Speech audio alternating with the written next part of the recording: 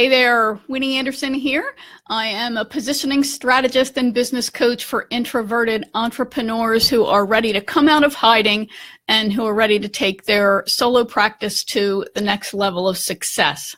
Today is Wednesday. That means it is time for the after show.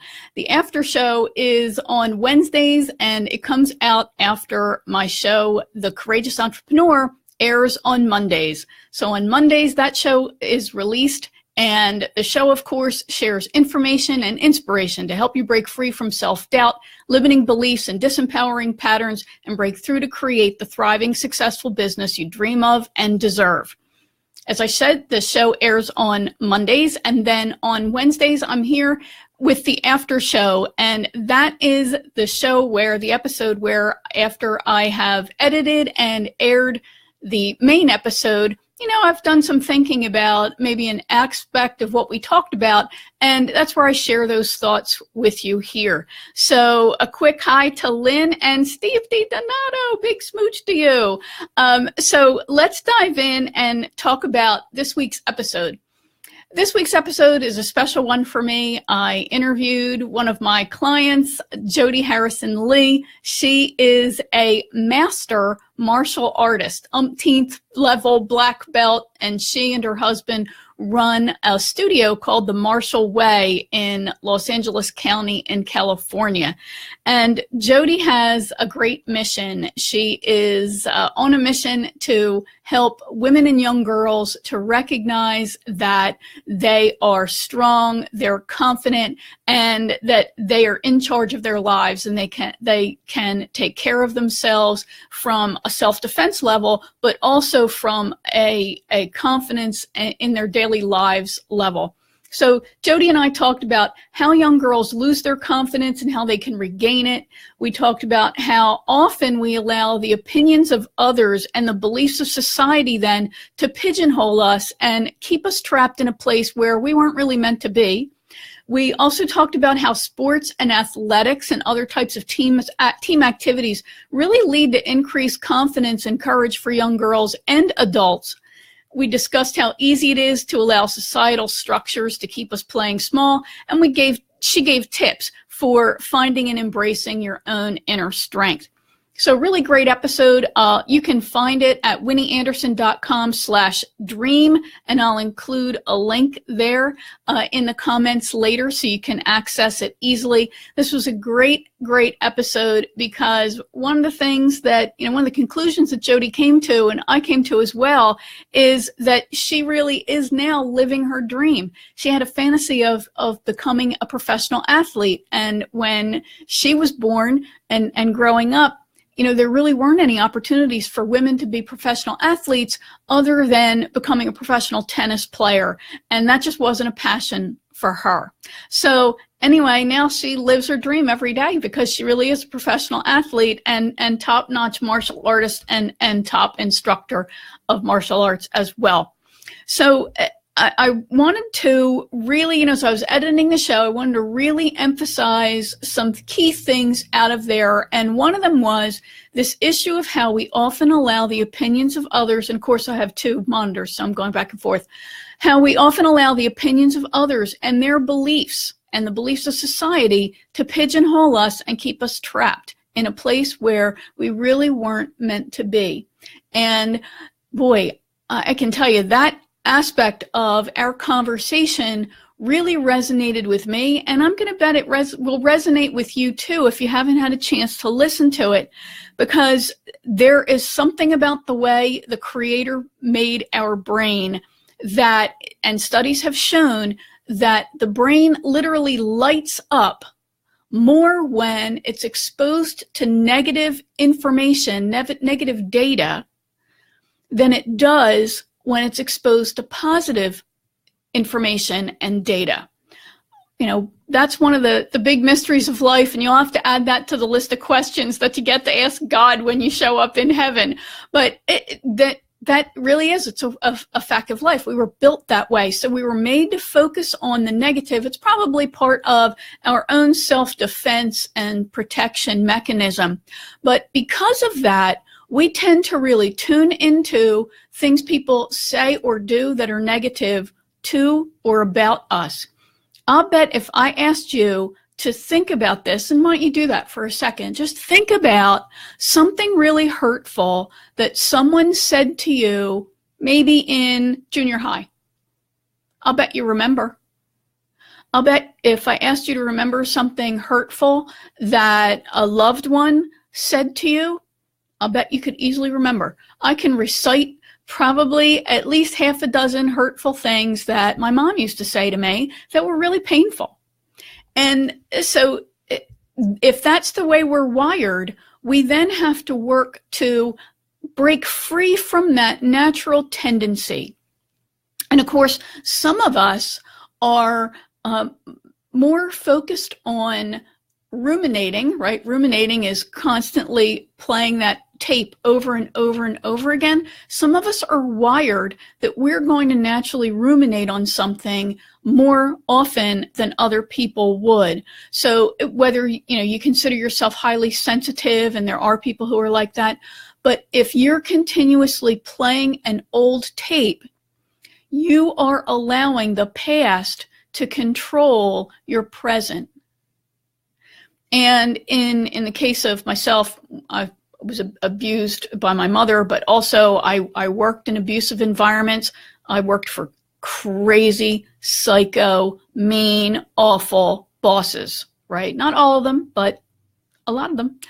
And that I couldn't escape it. I every day you're listening to these horrible, hateful things, and I had to learn to let go of that. I call it detoxing. I'd let go of that and stop playing those tapes over and over and over in my head. So that's one of the things that you really want to think about. And Jody had mentioned how we got on the subject. Jody had mentioned how she had had some girls say something to her about her appearance. And whether she was in junior high or high school, I don't really remember. But she was just feeling all good about herself until these people said something to her. And it only takes that one moment. And if we have any kind of seed of self-doubt, it's going to catch us, and we're going to start thinking, oh my gosh, what if they're right? Another reason we do that is because we are often looking outside of ourselves for validation. As much as we like to think we're independent people, we really do. We're built to be social animals. We want to be part of a community. We want to fit in. We want to be with people like us, right? So to find out that there's something about us that the community perceives as inadequate or bad or not good enough, that can be a devastating blow to us.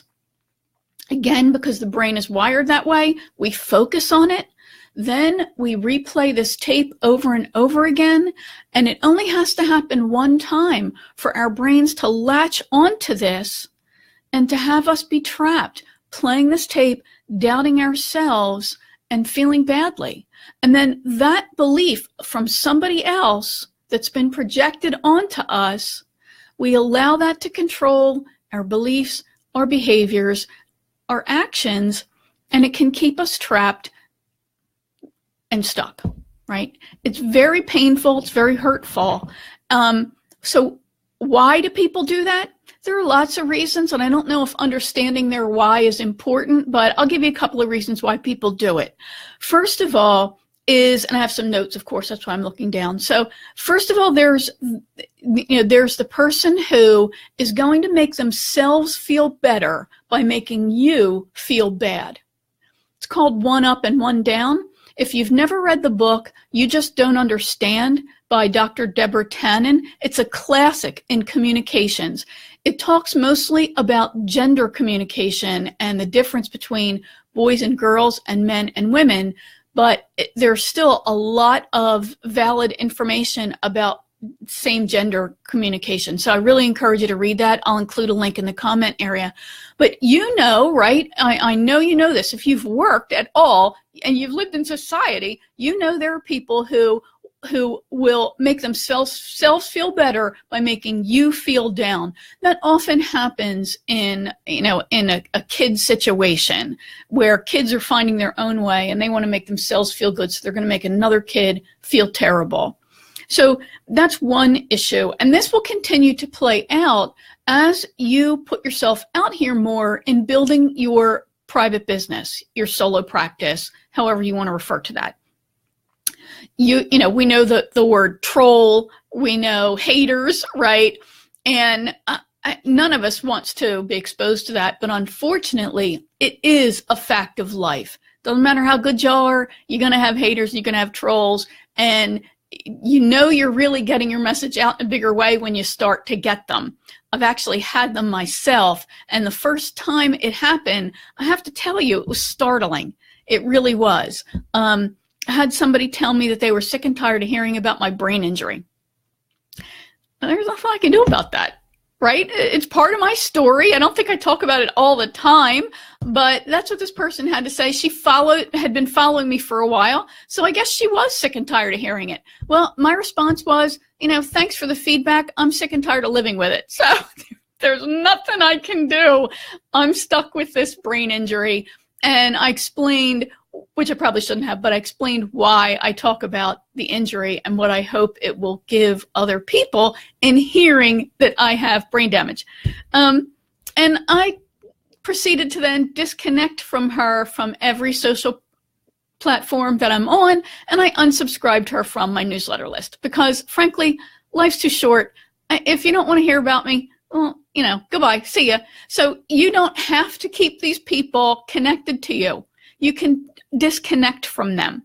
So another reason why people do this is, of course, their own ulterior motives, back to they're making themselves feel good. There's also an element of, sometimes jealousy that they see you gaining traction and they're not. They're frustrated and they're going to act out and take out that frustration on you. Cut them off. Okay, that's one way to deal with them. Cut them off. Do not allow them into your space. Another way that you can deal with this is you want to think about, first of all, consider that source. Has that person earned the right to provide that kind of feedback to you? In my situation, no, she hadn't. This is not somebody who I considered any kind of a friend. This is not somebody who I would turn to for guidance. It's not somebody whose opinion I really care about. So delete, you're out. So that's one way to deal with them. Then the other issue is to catch yourself when you start playing those tapes and just recognize what you're doing to yourself and how it's making you feel. And you've got to catch that moment and then let it go. That was the past. I'm not going to let that control me. That person's opinion doesn't matter to me, and I'm going to throw that away. Now, there is one thing. I'm going to take a quick sip here. There's one thing that I'm going to encourage you to do, and that is to reflect on, is there a kernel of truth in here? And could that be why you're reacting defensively? So let's talk about that a little bit. I had somebody who, I've been doing Facebook Live videos now for I've been doing them for for a year, but regularly I've been doing them for at least 7 months, I think, maybe a little bit longer even. And so I will get feedback from people, and it's not always wanted feedback, right? So I've had people who have mentioned to me that they think I need to put a backdrop behind me, right? I had tried a backdrop. I didn't like it, to be honest with you. Also, it's money that I don't need to spend right now. I've got other places to spend my revenue, and having a backdrop behind me is not one of them.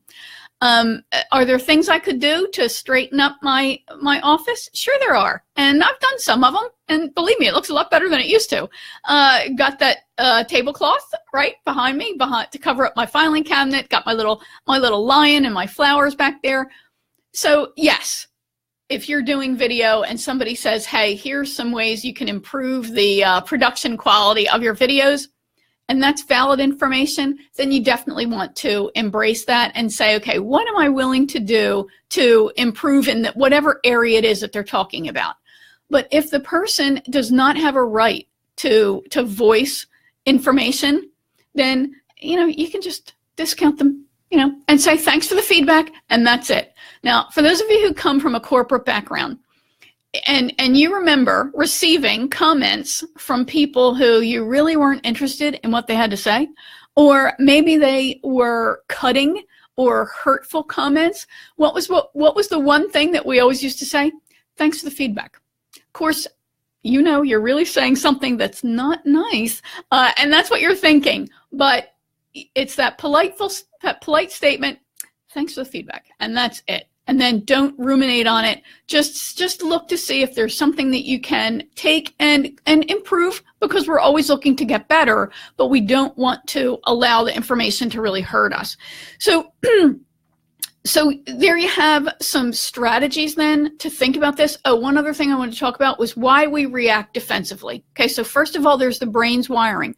Next, there is that this statement that was said, it might have hit you in a sensitive spot, right?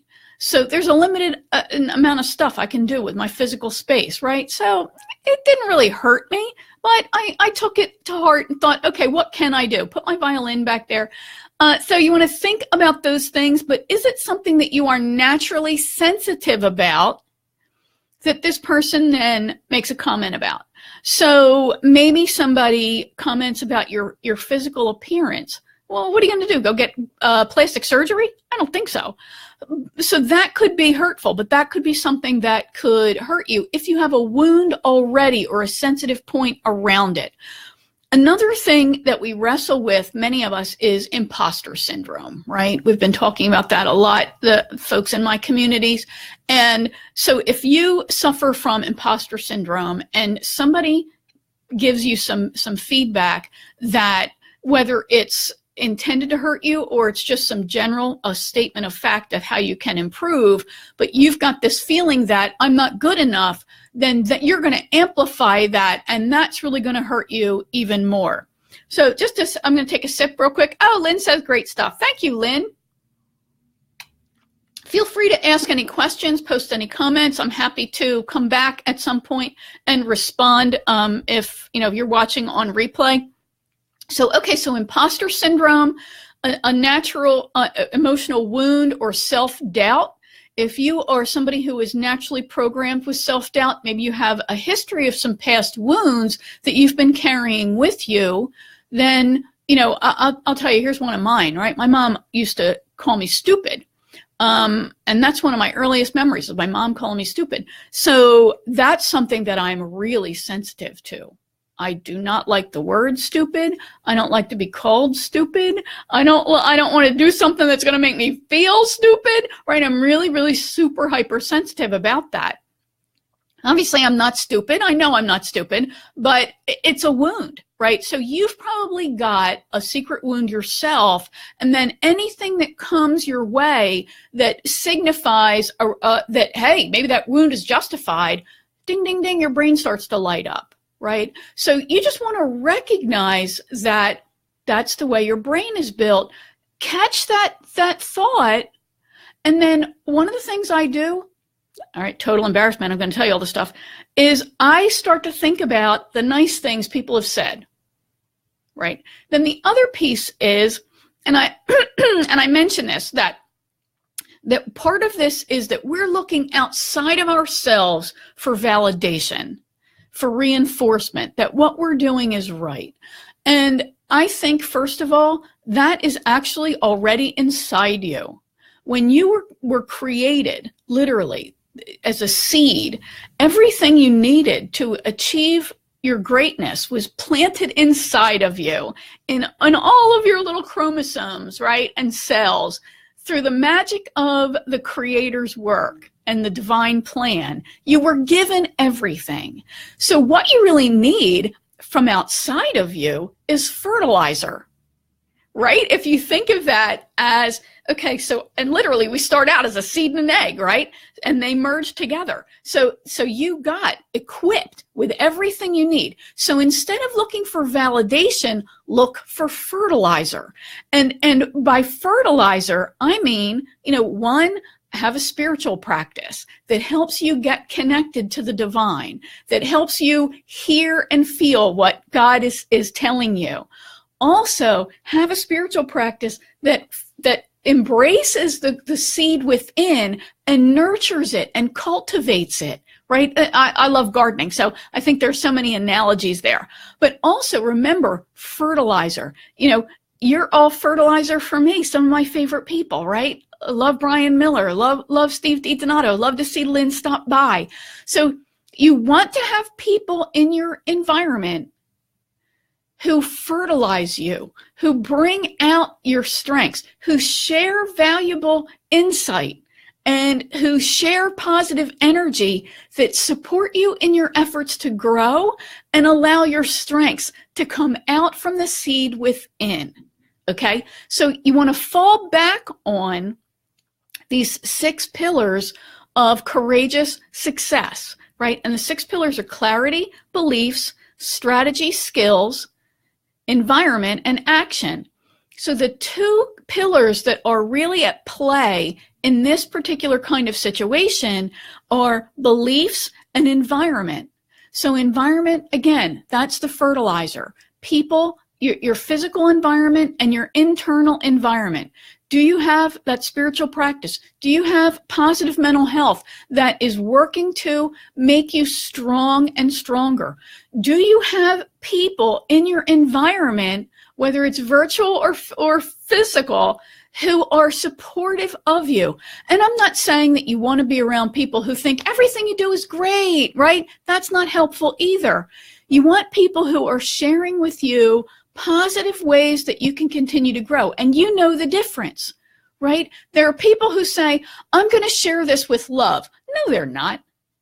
They're not. I don't care how much they say they're sharing this with love. That is BS. All right? Total. They have some kind of internal driver to hurt you. Sorry, but they do. But you can tell the difference between the person who genuinely wants to see you improve, right? They love you, they cheer you, but they also say, hey, one thing you could do to improve that would be, boom, awesome. Hey, William Hung, nice to see you. William says, don't let other people who focus only on criticizing you. Amen.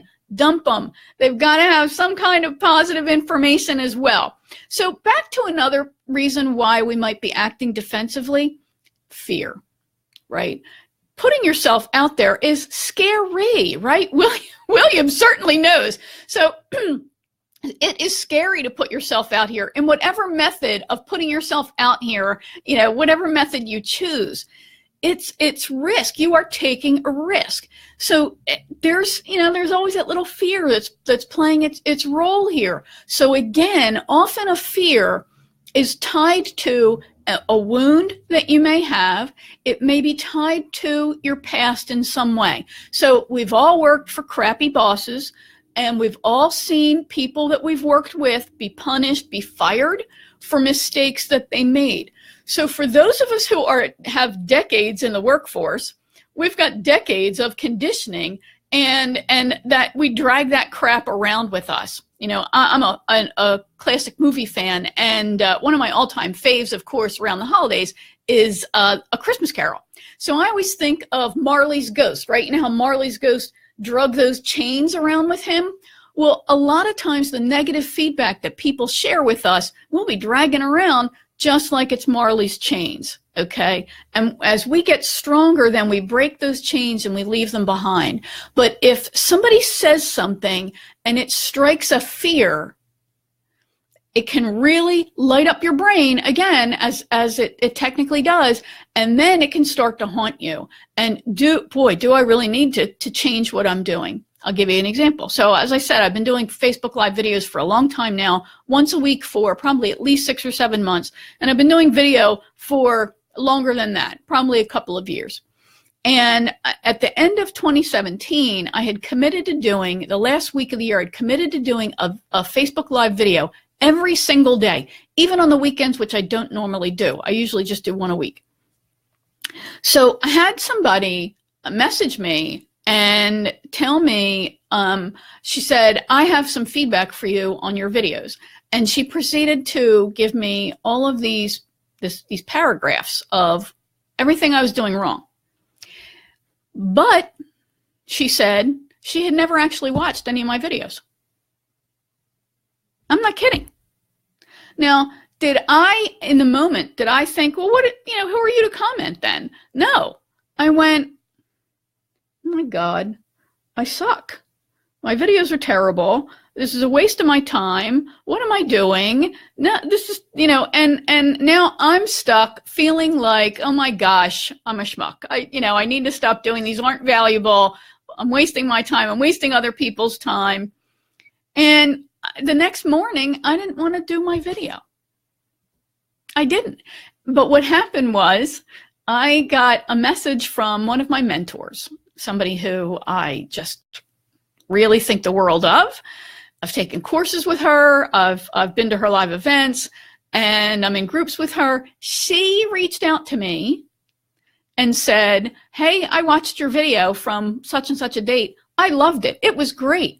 Keep it up. You're doing a great job. Keep going. So you want to consider the source, and you want to make sure that the person who has earned the right and whose opinion really does matter is who you're taking opinions from. Again, not that we can't all get better. However, you really want to think about who's in your environment. So remember, in the 6 pillars of courageous success: clarity, beliefs, strategy, skills, environment, and action, some of the key ones that you want to focus on with this issue: environment, as I talked about, but also beliefs. What do you really believe? If you believe that that person's opinion doesn't matter, then why are you listening to it? If you believe that you are called and you have a message, as William does, then get your message out. Yes, you can improve. You can. Practice is how you improve. But get your message out. Then the next is the skill of dealing with that, the issue of your brain lighting up around negative information, and then becoming in control of your emotions, right? And learning to redirect and listen to the positive. So I was sharing with you some of the things I do. I actually look at past testimonials. I do. It makes me feel better to know that people out there want my message, they need my message, and that helps me feel better. So I hope this has been of value to you. As I said, this is the after show of the Courageous Entrepreneur Show. This week's episode was featuring an interview with the fabulous Jody Harrison-Lee, who talked about living her dream and how she had to work around the negatives in her life and realize that she really was living her dream. And how did she do that? And how did she succeed in a male-dominated world in the area of martial arts? So I hope you check that episode out, winnieanderson.com/dream. If you know these are issues that you wrestle with too, and you are working to come out of hiding, but you're dealing with self-doubt, limiting beliefs, disempowering behavior patterns, and you know you're holding yourself back and you're ready to break through, then shoot me a note. I'm happy to have a chat with you about my Courageous Entrepreneur Club. We will be starting open enrollment for that club in just a couple of weeks, and I would love to talk to you about whether that is a fit for you. I also work privately with individuals to get past their fears, their limiting beliefs and disempowering patterns, and create the breakthrough in their business that they want. We do that with private coaching as well as with the group coaching and the groups that I run. So it's been great chatting with you this morning. I hope that you have a great rest of the day and rest of the week. If you have any questions or comments, please feel free to share them. I always circle back and respond. And if this has been helpful, I hope you'll share this in your communities as well. So bye for now. I will see you again on another episode of the Courageous Entrepreneur Show. And remember, you deserve all the success you dream of. Bye for now.